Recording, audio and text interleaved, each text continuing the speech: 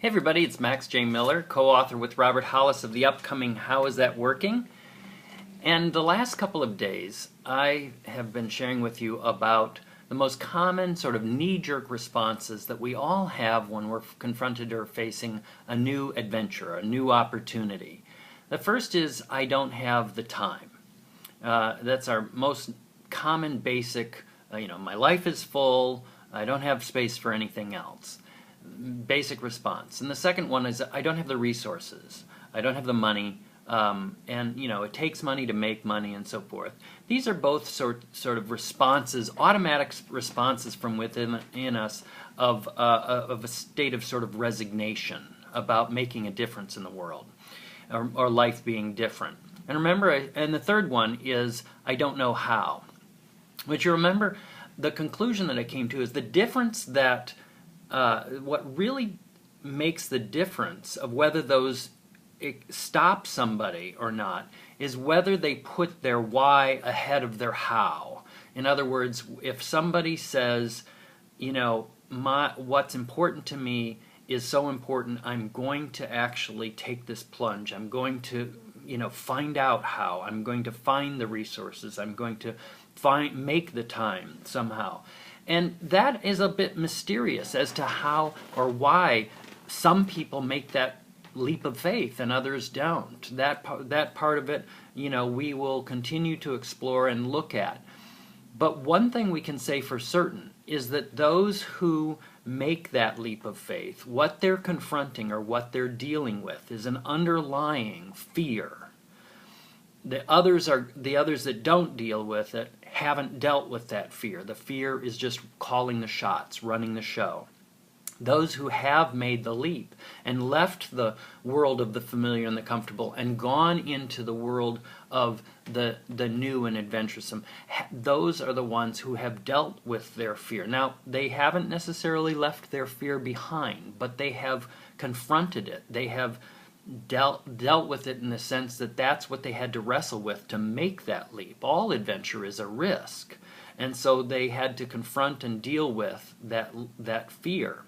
And in most cases, that fear is right alongside of them as a companion, but something allows them to commit to, or empowers them to commit to the adventure. I want to share a little bit from my original book, which I started before I started the book with Robert, but will come out after our book together comes out. And this is a chapter from my book about the hero's journey called How Do You Know That? And this chapter is called Do I Stay or Do I Go Now? And it's dealing with this very issue of people, adventurers, and how they deal with their fears. At the heart of this fear, and one of the obvious fears that people are dealing with when they look at a new venture is fear of failure. At the heart of this fear of failure lies an inordinate concern for maintaining one's reputation. Robert Hollis sees this misplaced value of keeping up appearances as a primary roadblock that stops most people from going into business for themselves. Robert says, you're not afraid of failure as such. You're more likely afraid of looking like a loser to your friends and family. You're afraid of not fitting in. Let me demonstrate that. When you learn to ride a bike, how many times did you fail? Well, no matter how many times you scraped and bruised yourself falling off your bike, you kept going.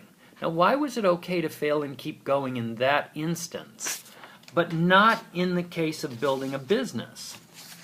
Because not learning to ride a bike would have you be an outcast. All your friends would be riding past you on the way to school and laughing at you.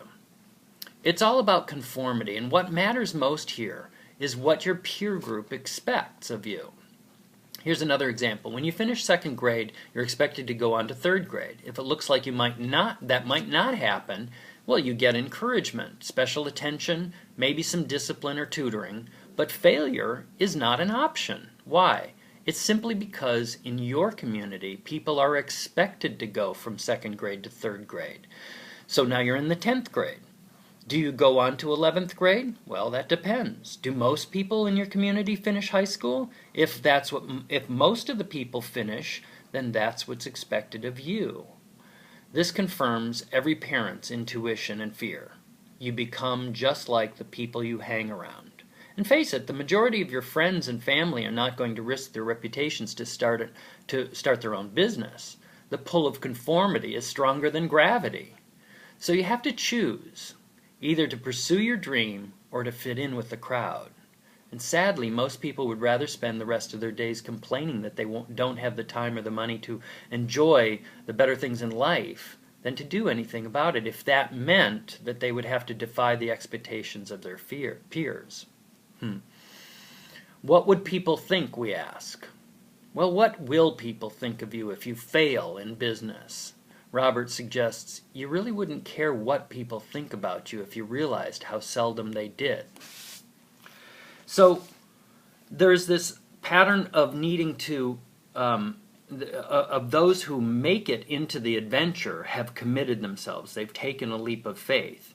And tomorrow I want to explore a little bit more about that and share with you a couple of my favorite quotes that deal with that fundamental distinction of what's involved in commitment. And I think that'll be very, very helpful. Thank you.